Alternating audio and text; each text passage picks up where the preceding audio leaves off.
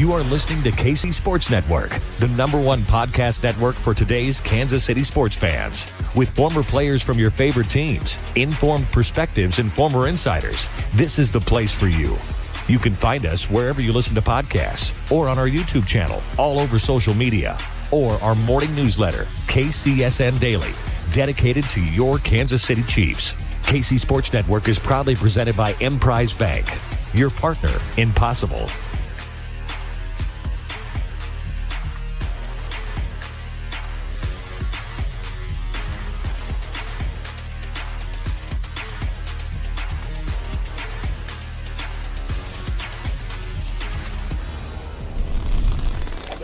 KC Laboratory, sponsored by Emprise Bank. What's up, everybody, and welcome to another edition of the KC Laboratory Live, breaking down the Jaguars versus the Chiefs, brought to you by our good friends at Emprise Bank. An Emprise Bank debit card is great anywhere in the world. You have access to 55,000 fee-free ATMs worldwide through the Allpoint ATM network. You can get the same kind of access to your money at any bank across the country while getting the value of working with a trusted partner in Emprise. Emprise has been our trusted partner in Possible. We appreciate them sponsoring this podcast, bringing it to us every single week and allowing us to do this. And I am so thankful that I get to do this with my good pal, Maddie Lane. Maddie, my friend, how are we doing tonight? That's right, guys. We chased off Kent Swanson. We said, get your cough out of here. The people are tired of hearing you apologize for coughing. We want you out.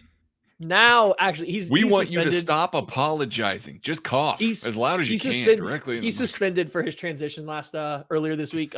He got a suspension for that transition from Monday. No, he's doing good. He'll be back with us next week. I'm excited. This is a fun game. I like Doug Peterson. Jaguars are a fun team. The Jaguars were kind of like a team you were pretty high on coming into the year, if I remember right, when we did our season preview. So I'm sure you're a little geeked up for this one and to watch that old Trevor Lawrence-led offense. I am. And, I mean, let's just dive in. We can dive in on that side of the ball. I think that's the one that I think when you watch these games, clearly that's where the talent is. A lot of people wondering, Trevor Lawrence fall off? Is this, a step back for him? Is he not playing like the #1 overall pick, et cetera, et cetera? When I watch the games, I see a man who can still throw the ball with plenty of velocity, plenty of touch, and can escape. He's got plenty of mobility. They use him in the read option game really well. I see a guy that could be that guy. It's just this offense is so disjointed. It is so all the technical elements of everything about it are just missing. Like Doug Peterson is doing some interesting things. Last week against the Raiders, he comes out in a 13 personnel snap with one of his tight ends in the backfield. So treating it like 21 personnel, or 22 personnel, the defense did. Then the tight end motions and lines up to the left of the up back in the backfield. So they got two blocking backs out in space, get Travis Etienne on the edge, and it works pretty well, but the offensive line lets him down. Like the mile markers along the way aren't hit. The screen game is creative, but the offensive line, when they get in front of it, they just can't hold a block, can't maintain anything, aren't getting to the mile markers when you expect. Maddie, I don't know how much of the Jags offense you've watched this year, but it's a lot of fun concepts and a lot of fun players and just lacking the overall execution and technique, at least when I sit down and I watch it. They're a young team. I think that's what it boils down to. Is they're a young team that doesn't know how to execute on a down in and down out basis. I think their overview of the offense is, I think I agree with you. There's a lot of fun. There's electric pieces along there. I mean, what Travis Etienne is now doing is a blast. Trevor Lawrence can still make throws with anybody, and I don't love their receiver group, but there's talent there, right? And same thing with the offensive line. I don't love it, but there's enough talent there. But they're just so young that when things don't necessarily go according to plan, when things don't follow the script on the sheet, it does seem to unravel a little bit. And that's honestly where my thoughts are on Trevor Lawrence as well. I can see the talent, but I would not be ready to throw my hat in the ring that Trevor Lawrence is ever going to be a top 5 quarterback in the NFL based on what we've seen. I see the physical talent. I don't know if I feel like he's ready to say that step yet. And I think that is ultimately where the Jaguars offense stalls out. It's just they're young. There's still mistakes. They don't know how to do it yet. And you don't know how to do it until you've gotten there. But they certainly haven't gotten there now. And I think that extends doubly true for their quarterback right now. Yeah, definitely the case. He misses throws still. And there are things that he some of his clearly decisions misses. are woo. Ooh, yeah, they are rough. And then on top of that, he's still really struggling to set protections.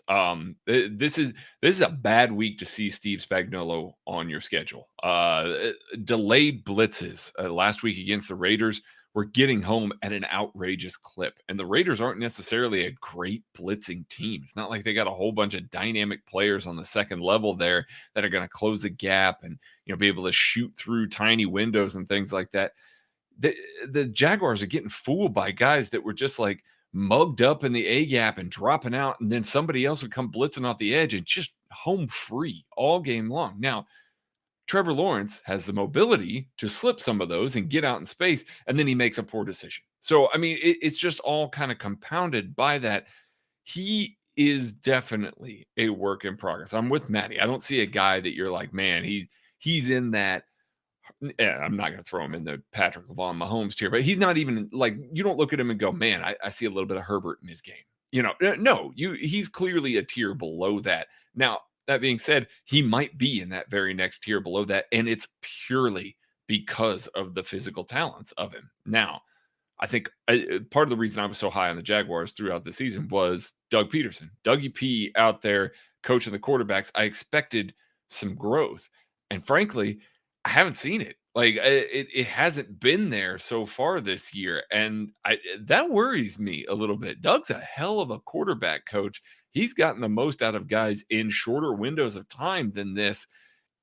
Do we think that this is just because they're a young team? There's so many mistakes and so many errors that they're having to just kind of coach everything and smooth it all over, that he's not having the time to focus on the quarterback position? Because I haven't seen the growth this year. Buddy, well, let me tell you this. Doug Peterson, I think he's out here wheeling, and I think he's dealing. Jaguars in the first quarter this year, 8th in the NFL, 5.4 points per quarter.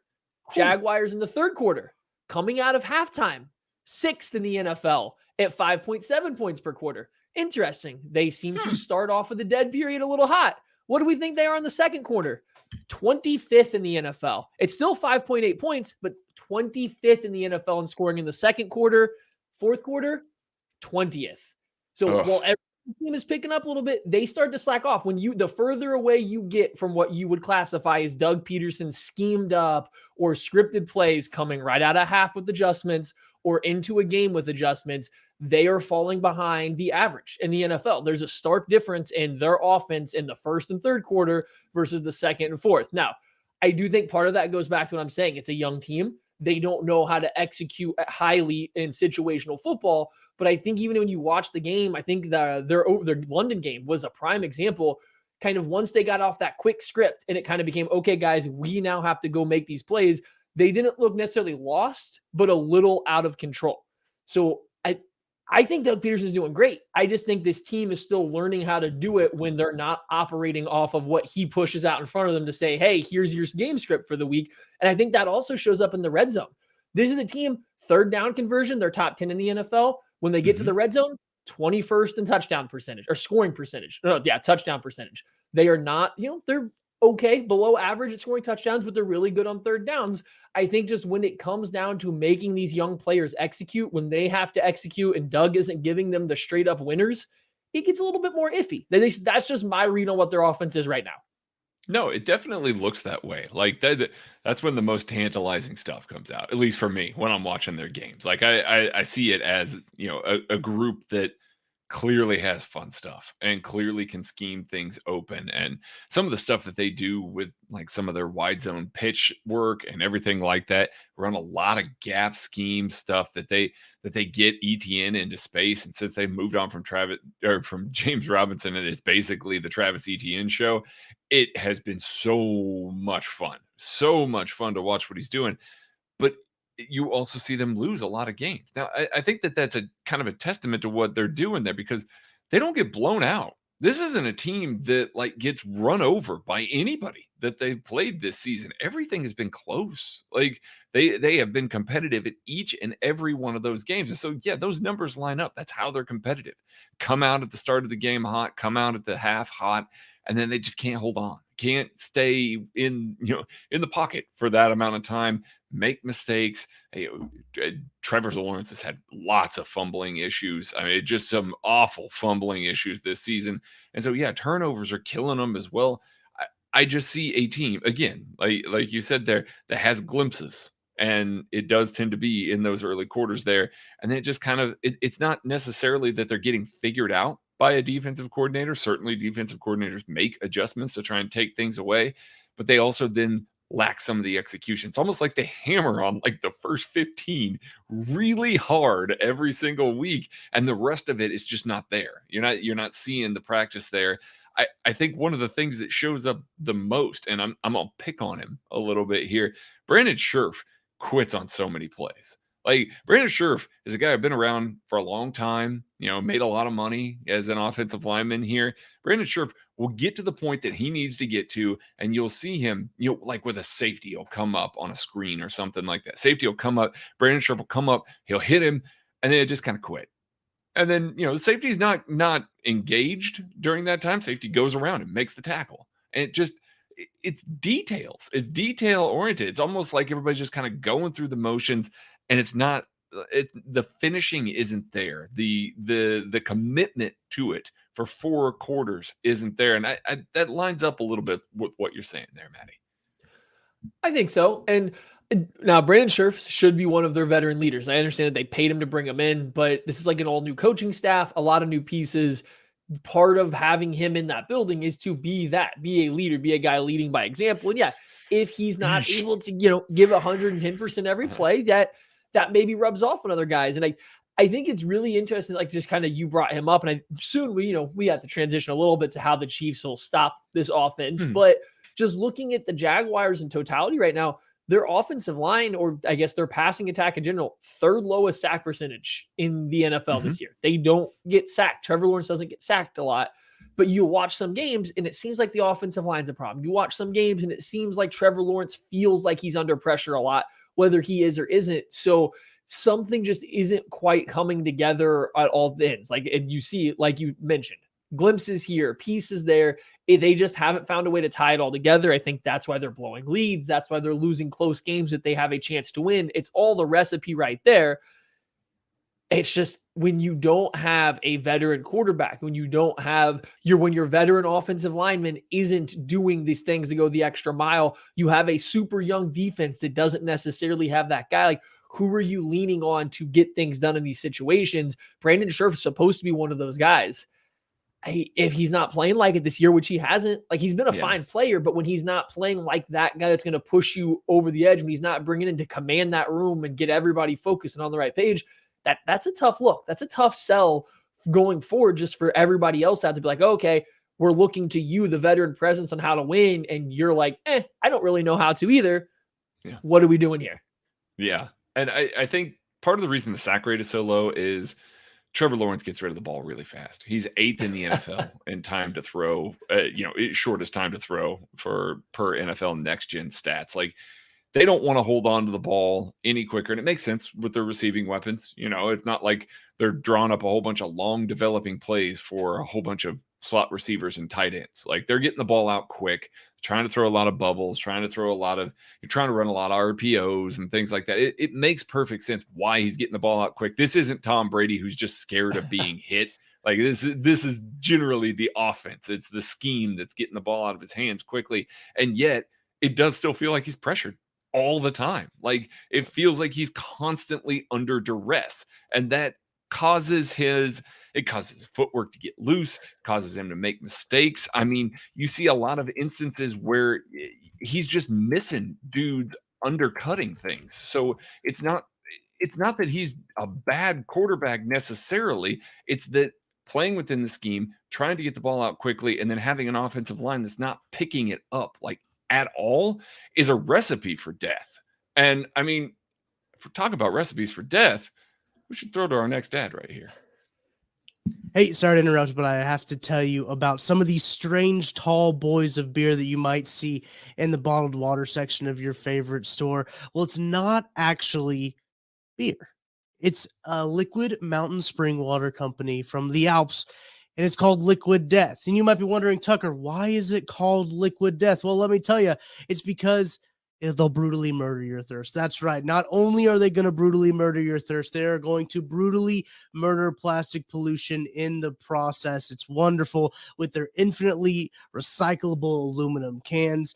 They also donate 10% of their proceeds from every can sold to help kill plastic pollution. It's great. They've got 4 flavors. They have regular sparkling water. They've got still water, which is the mountain spring water. And they have mango. They have berry flavored, and they also have the one I like here, the severed lime. I'm going to go ahead and crack it on open, and you can get a Liquid Death at your local Target, Walmart, 7-Eleven, or find a Liquid Death retailer near you with their store locator tool at liquiddeath.com/KCSN. That's liquiddeath.com/KCSN. All right, we're going to throw it to how the Chiefs stop all this, Maddie.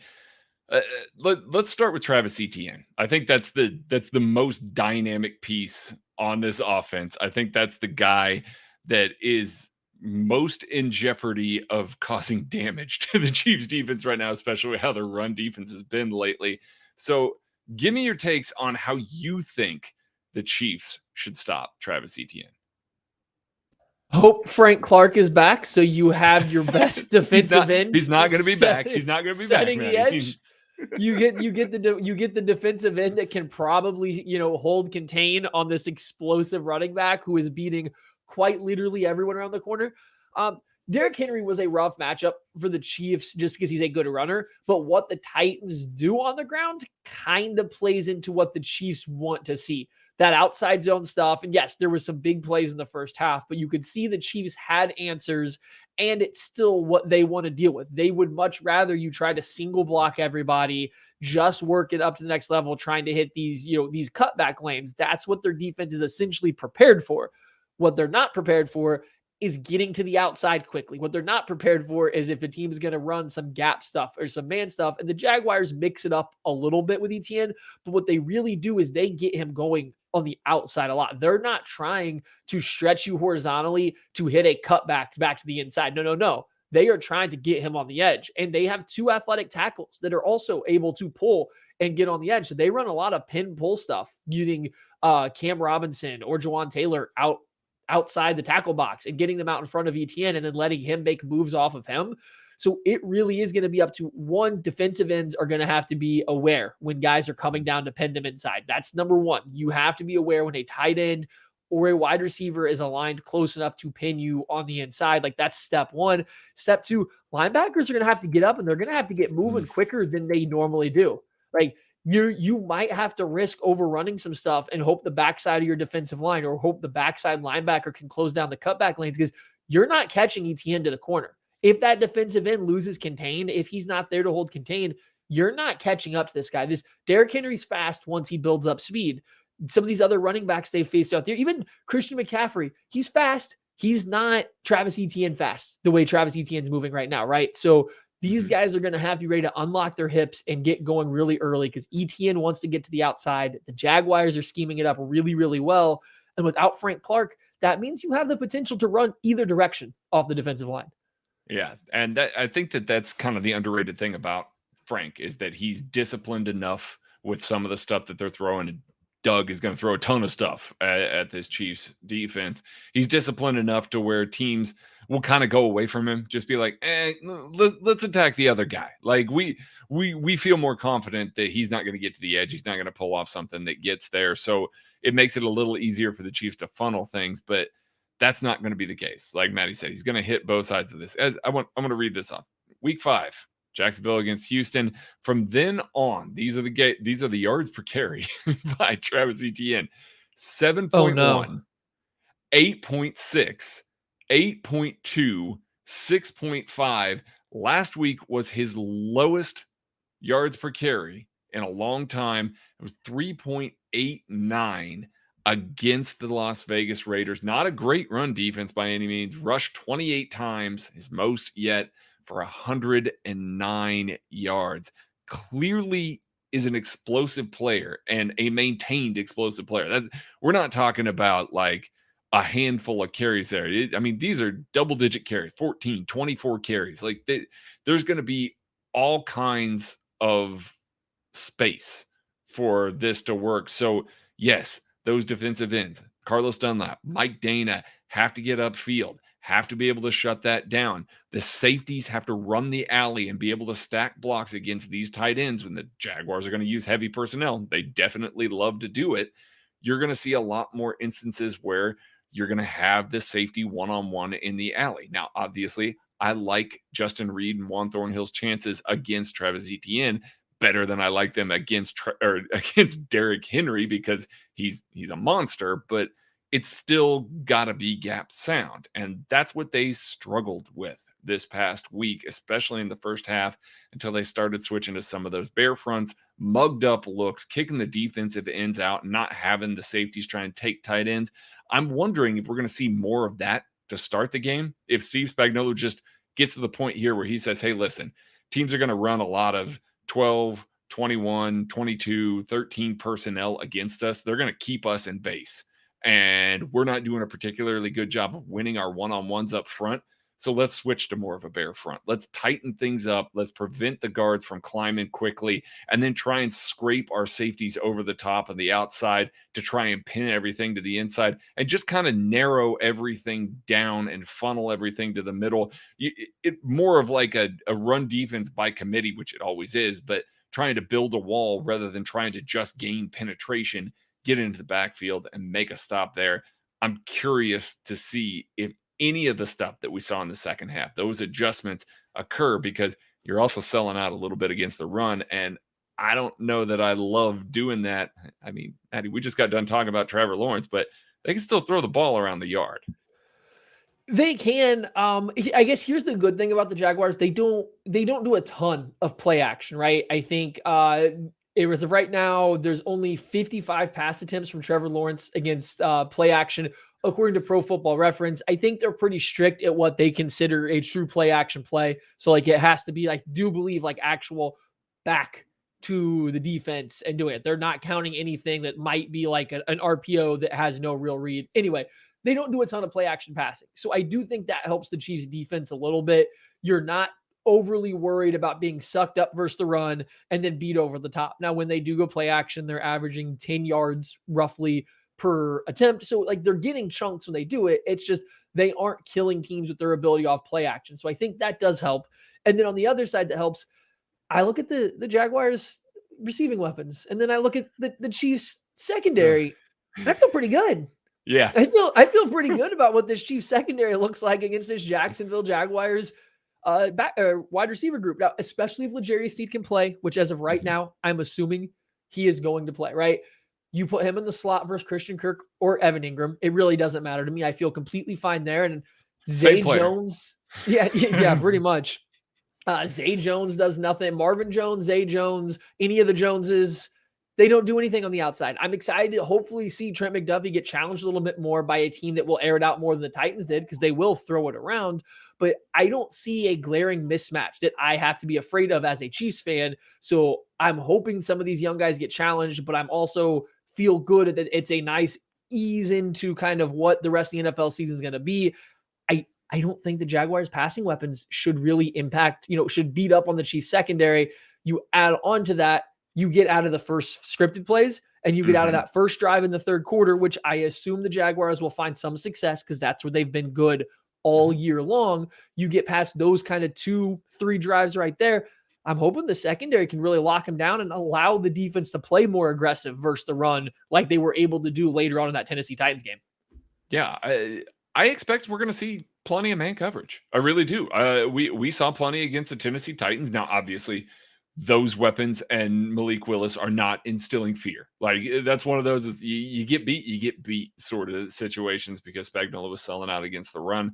I don't expect that level of sellout, but I also expect that the Chiefs will take more chances with blitzes. Like I mentioned, this offensive line is not good at identifying them. Trevor Lawrence, not good at identifying them and picking them up. So I think that there will be free rushers. I think there will be hits on Trevor Lawrence. And in order to do that on the back end, Spagnuolo wants to play more man coverage. He wants to not, zone blitz. He wants to be able to man up, take away the quick, take away the hot routes, and force the quarterback to have to eat the throw a little bit. And I think with Trent McDuffie out there, L'Jarius Sneed playing in the slot, and eat it regardless of if it's Jalen Watson or Joshua Williams, whoever happens to be rotating in that drive.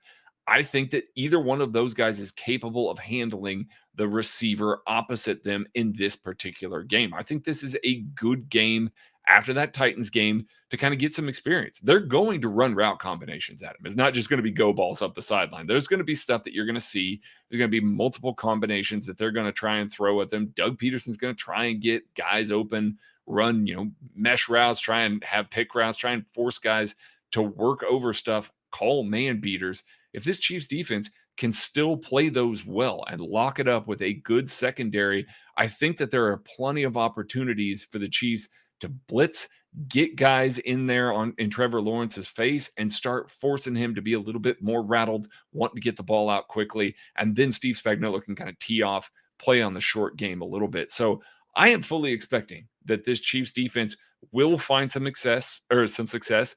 I do think that the Jaguars are going to move the ball. I mean, I actually think that this is a really good back and forth matchup, potential for both teams to find some success either through the air, on the ground. So, Maddie, if you don't have anything more, we can move on to players to watch for this side of the ball. Yeah, I mean, I am with you. I'll touch on anything else I have in the score prediction. Okay. Yeah, players to watch. I'm going to go first. Nicholas Bolton is my player to watch. In this game, the Chiefs are going to need more than one splashy play in the fourth quarter from Nick Bolton to win this game, to stop the Jaguars' rushing attack, to stop the Jaguars and Travis Etienne. Nick Bolton will have to show up with his splashy play, not in the fourth quarter, but earlier in the game. He cannot get bullied around. He cannot be late getting to the tackle box. He cannot let offensive lineman free climb up to him and push him 8 yards down the field and then recover by making one run stop late in the second half. Those run stops have been huge. They have been momentum swinging, huge plays for Nick Bolton. They really have, and they've helped the Chiefs team, but everything that's happened in the 3.5 quarters before those plays has been bad.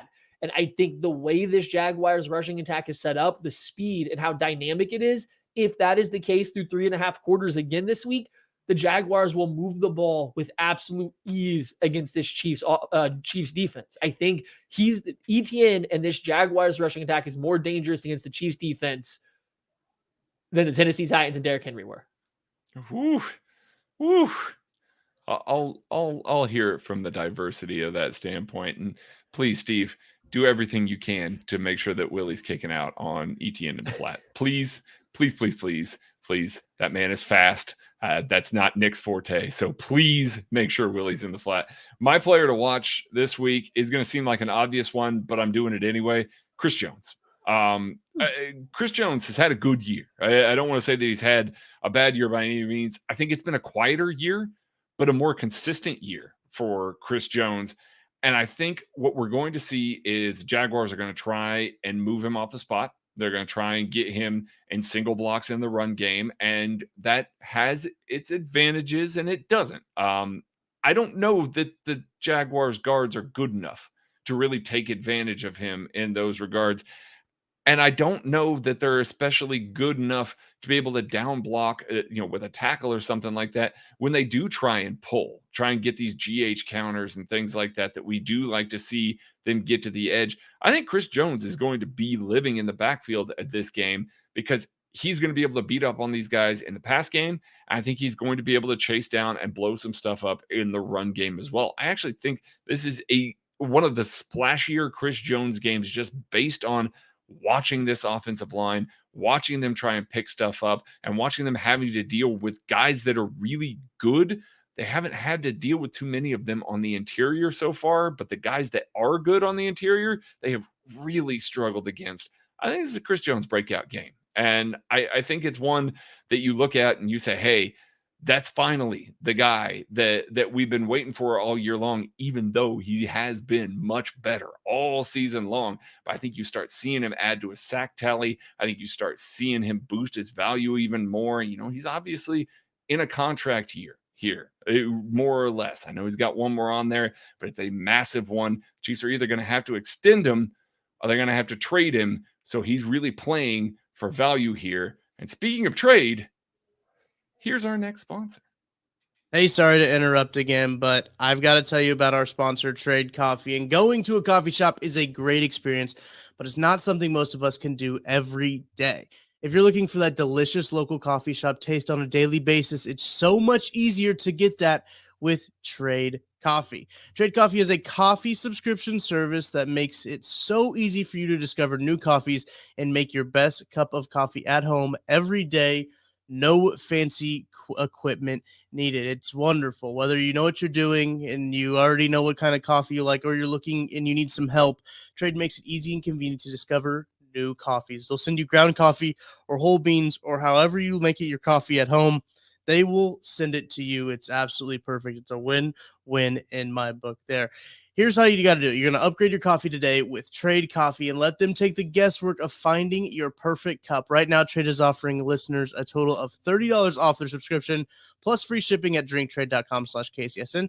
That's drinktrade.com/KCSN for $30 off your subscription to the best coffees in the country. drinktrade.com/KCSN. Okay. Well, that was that. For all those of you behind the curtain, Maddie was going to take that read, and I found it out after I threw it to the read. So, man, I'm sure it was going to be a great one, Maddie. I'm sorry, buddy. Now everybody just has to sit back and wonder how I was going to top Kent from earlier this week. Oh, no. So if that's what you were going for, buddy, I'm glad I took it. We have to move on to the offense. Yes, the side of the football that matters. I guess first, we should touch on the Jaguars defense and what they are, which I'm not sure what they are. They're really young. Yeah. They move really fast. They fly around the football field. They like to hit. They like to run. But are they good, Craig? They're very fun. I enjoy watching them play defense because they do. They fly around. Josh Allen is a bona fide stud. Like, he really is. He's an excellent pass rusher. But Travon Walker, opposite of him, has been pretty good. Like, he's dynamic. Devin Lloyd has looked pretty good. Devin Lloyd looks better than I thought he would. I know he's a first-round pick, but I was not high on Devin Lloyd, and he's been pretty good this season. I mean, I like Devon Hamilton. I like Tyson Campbell. I liked Andre Cisco. These guys are all just flying around. They're making plays, and I think that's what it is. I think, it feels like when you're just watching these games, it just feels like there are chunk plays that they give up. There are consistent plays that they give up. And, the Vegas Raiders were able to move the ball easily against this team. So it's not like they're an especially locked down defense by any means, but then they make splash plays. They'll come up with a turnover. They'll come up with a forced fumble. They'll come up with a couple sacks in a row and stall out drives. It reminds me of some of those Spagnuolo defenses that we were like, okay, we're pretty sure they're good. Like, we're pretty sure they're okay or better than we thought they were, giving up a lot of yards, but they're keeping points off the board. I mean, the Jaguars, like we said, they haven't allowed teams to run away from them. And part of that's because they do have drives where they just look really good and they fly around and they make impact plays and force defense or forced offenses to stall out time and time again. So they're not good, but they're fun as hell. I think that's a pretty good representation of what they are. They're consistently like average or below average, but they don't get there by just playing at that level. There's a lot of really bad and there's a lot of really good. Then there will be a stretch where they're all over the place, similar to how their offense is all over the place, right? So like I'm just going through some of the stats right now. In terms of points, they're 11th. So points against, they are 11th in the NFL. But then you start looking, okay, turnovers 18th, first downs given up 17th, passing yards the 22nd, touchdown 16th, rushing yards 7th, good rush defense. It's just scoring percentage 20. They're not good, right? Like, I'm just reading off stats at this point in time. Great podcasting, I'm aware. But like, I just want to drive home. They're not like a good defense, but they make enough plays that they function well enough that it's not a pushover team. Then I think Craig alluded to why. These guys are fast. They have a bunch of young athletic players that fly around. They make plays. What they're doing defensively is hard to really put your thumb on and pin it down and find a way to attack it. So yeah, there's a lot of stuff that goes there. Then you just start looking through kind of who they are. Chiefs fans are very aware who Josh Allen, the defensive end, is. They wanted to trade for him. He's not even got the most sacks on this team right now. That would be Dwayne Smoot, who rushes across from him sometimes, because the other guy that rushes across from him, Travon Walker, you may have heard of him, the number 1 overall pick in the draft. Like, they have guys up front that rush the passer. They have corners that have been high draft picks. They have safeties that have made plays. Their linebacker room is guys that have performed really well. Athletes at every single position. It's just like offense. They're still trying to figure out how to tie it all together a little bit. I guess like my biggest question for Craig, do you think the Chiefs should be afraid of this team's pass rush? I don't know if afraid. They've certainly seen better pass rushes this year. Not that the Jaguars' pass rush is bad by any means. I like a lot of it. The sum of the parts is even better than the individual pieces, and the individual pieces are pretty good. But they don't have a Nick Bosa. They don't have a Joey Bosa. They don't have a guy that can fully take over a game and be a true game wrecker. And so the way that the Chiefs handle stuff, they've dealt with diverse fronts that can kind of win with multiple different guys up front there. It's the guys that are the true game wreckers that they seem to struggle with. The Jeffrey Simmonses, the Bosas, guys like that, the Von Millers. They struggle finding matchups, shifting help the way that they need to those specific guys routinely. I don't know that they're going to necessarily need to shift help. Now, that doesn't mean that Orlando Brown Jr. is going to lock down the left side and there's going to be no pressure coming or anything like that, but it's not going to be consistent. I think that Patrick Mahomes will have a better pocket than we got to see against the Titans, because the Titans did an awesome job of beating up on this, and Jeffrey Simmons was a monster on the inside.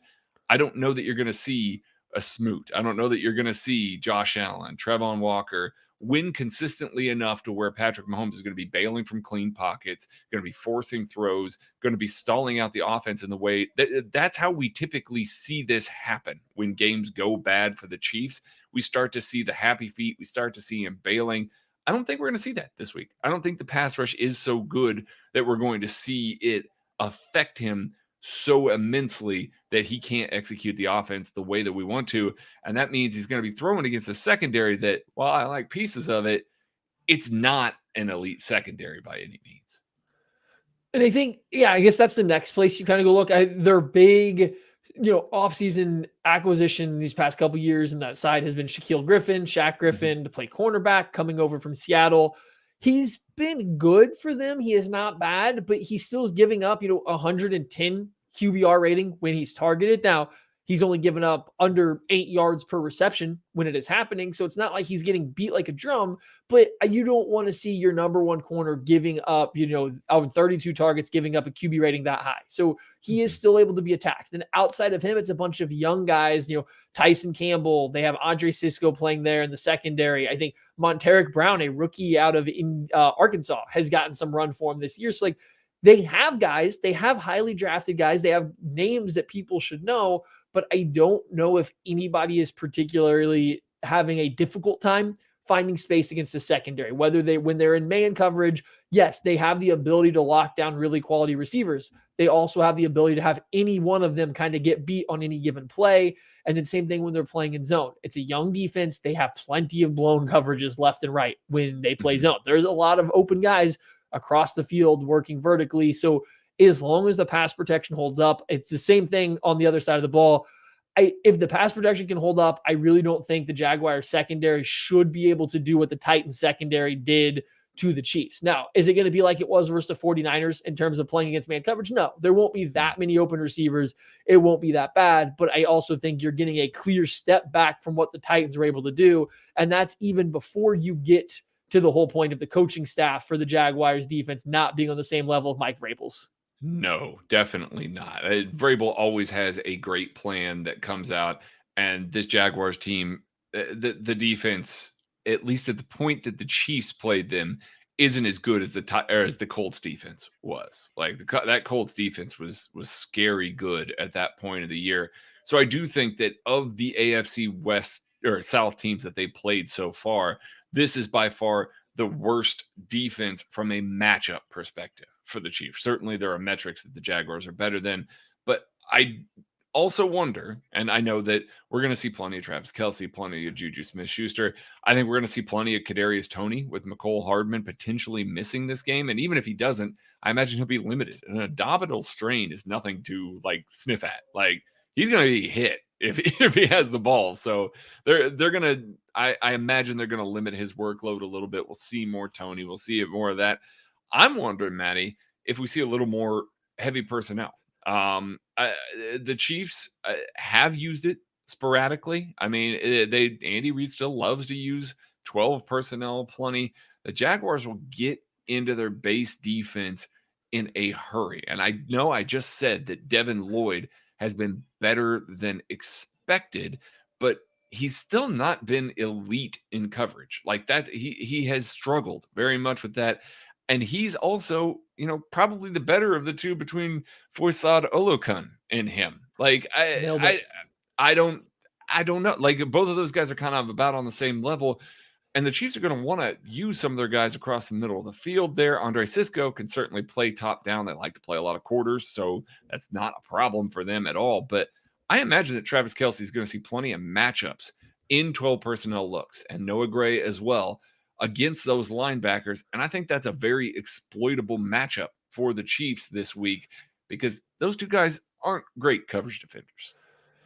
Here's, I guess, where my struggle for how the Chiefs should attack the Jaguars defense and really any defense. Is Jody Fortson practicing again, right? Or do we know anyone? I believe I haven't paid attention. I'm doing great at this. Keep talking. Okay, let's just operate under the assumption that Jody Fortson can't play. When the Chiefs go heavy, that means you're putting Noah Gray and Justin Watson out there, which is essentially what they did to the Titans. And the Titans had no real qualms dealing with that vertically. The Titans had no qualms dealing with that in the passing game. Now, I don't think so. Jody Fortson is full practicing right now. We just got word from producer by the foot, Jordan Foot, back behind the scenes here. So whether now this doesn't really change my point, so I probably shouldn't have brought it up. When the Chiefs go into their heavy personnel, what does it matter? Nobody, like Jody Fortson, Noah Gray, Justin Watson. It doesn't matter who it is, right? It doesn't matter which one of the two it is. Teams don't get any fear from them as receivers. So you're going to go out there, you're going to be in a heavy personnel. They're still going to play you like you're in a heavy personnel. And then they're okay with Devin Lloyd covering one of those guys. They're okay with Andre Sisco picking up Justin Watson or Noah Gray vertically. Like they don't care. There's no concern about that. I guess with the Jaguars, they're an odd front team. So maybe you could pull them out into having 3 defensive linemen plus Josh Allen and Trevon Walker on the field all at the same time. Like you get a little bit of a bonus there. It's just the Chiefs heavy personnel, because the run game can't be consistent, because their run game is relatively useless. It doesn't do them any good. I think we all wanted to see them go heavy, but when they go heavy, when they don't go heavy, it doesn't matter. The run game doesn't work. Now they're just putting lesser athletes on the field for the run game to still not work. I don't think it matters what you match them with. And especially if we're going to operate under the assumption of McCole Hardman's not available, who's clearly their most dynamic player, has been their most dynamic receiver so far this season, you remove him from the potential mix and match here too. Like who are you creating space for, I love him, but Juju Smith-Schuster to barrel for 8 yards, for MVS to attempt to run, a 10-yard out route. Like you're creating space for guys that can't really maximize that space with the lesser athletes out there. Isaiah Pacheco wheel routes, baby. No, let me take that back. Michael Burton wheel routes, baby. I mean, it's just that's the conundrum I think the Chiefs have come up with. Right. So on my perspective, and I know you touched on it a little bit, but I don't want McCole Hardman to be out because I think he situationally makes the Chiefs better. However, I do think with a week or even 2 weeks of preparing for a game without him, I think they can very much mask what he brings with Tony working the behind the line of scrimmage stuff, getting into some of his shallower routes, hopefully Sky Moore or just Justin Watson, whoever they want running some of the vertical stuff. I think they can mask the majority of what McCole Hardman does. I'd be interested to see a Sky Moore and a Kadarius Toney be forced into that larger role rather than to lose Hardman and be like, okay, now we're just going to play heavy where we're not really gaining any advantage because we still can't run the ball if he's unable to go. Like, that's just where I would stand on that whole situation. I don't disagree. I also wonder if Andy Reid trusts the playbook and trusts those dudes that have been there for a while, which brings up my next point. Yeah. How much of the playbook do we see this week? We have seen Andy Reid open it up a little bit more, try and take advantage of things against good defenses. And we just got done saying this defense isn't necessarily a great defense by any means. It's got holes in it all over the place. Is he going to protect some plays? Are we going to see him kind of keep things close to the vest? This Jaguars team does not appear that they are going to be a playoff team. I think the Titans would have to have a severe collapse for that to happen here.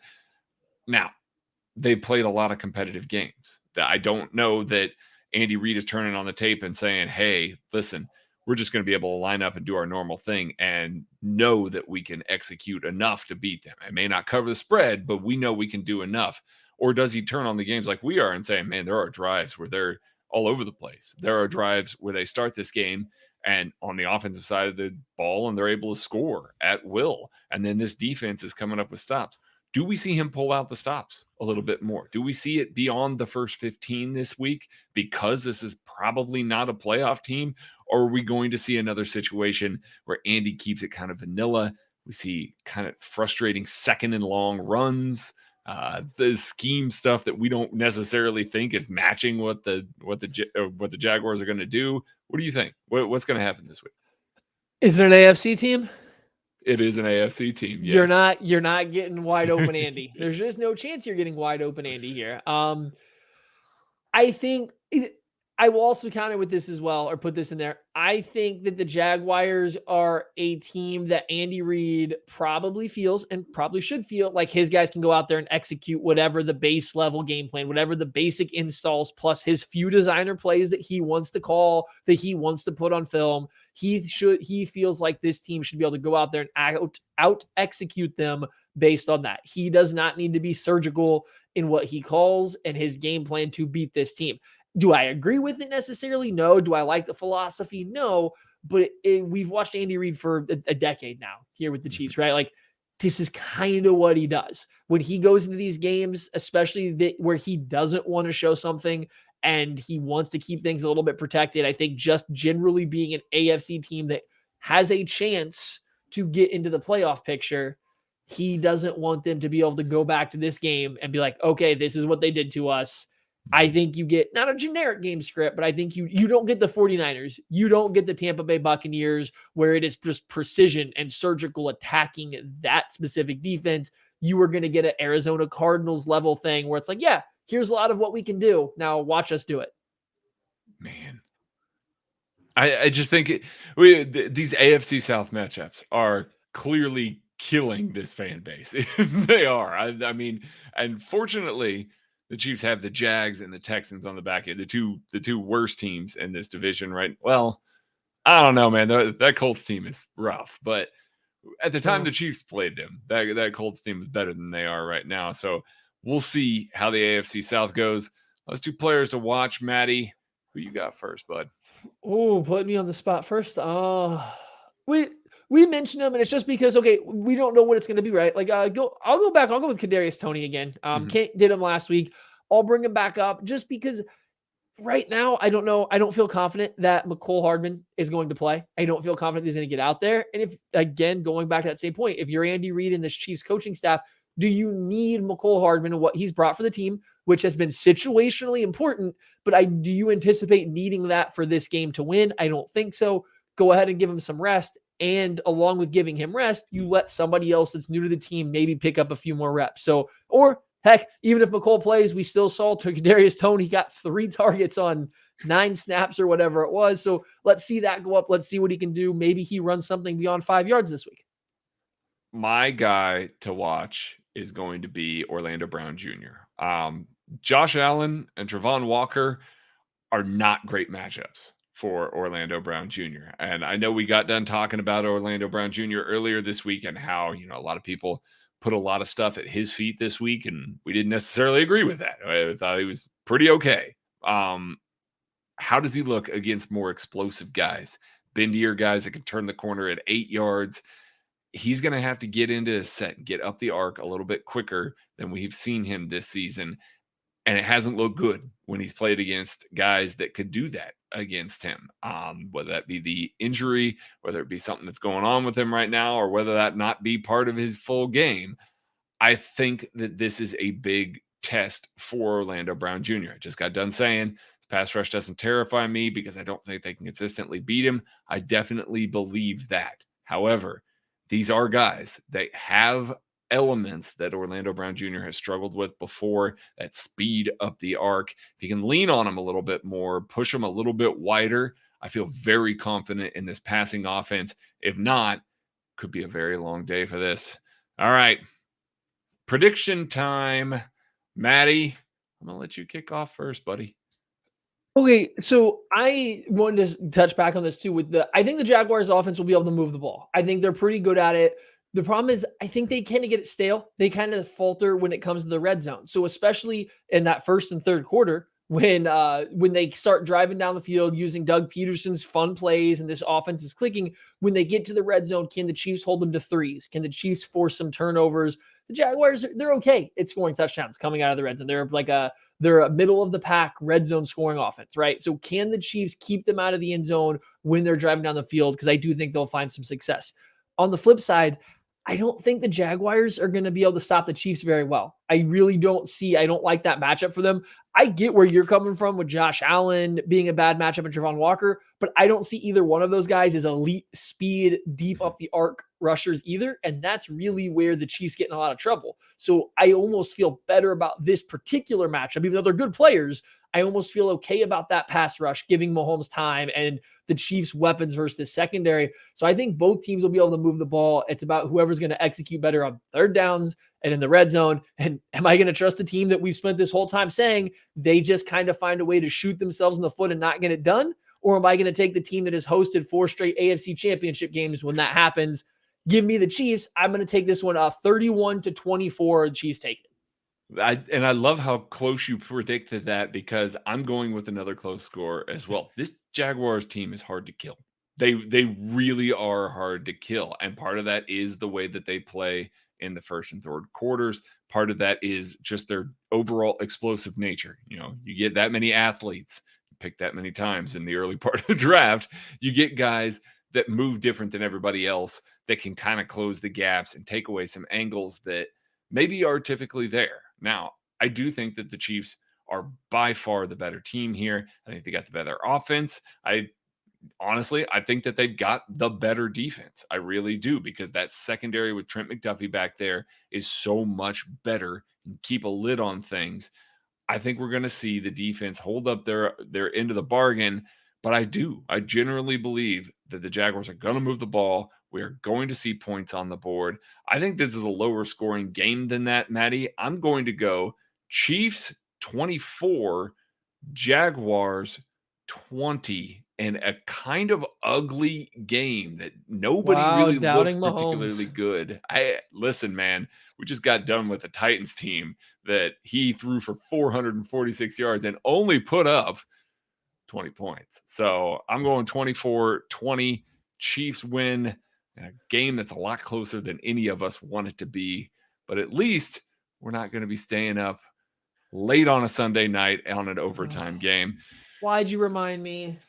That's going to do it for the KC Laboratory for this week. Stay tuned, like, share, subscribe. Stay tuned to everything we've got going on. We're going to have more content leading up to the Jaguars game, and we will be live right after the Jaguars game for the post-game show. Be kind to each other, and we will catch you later.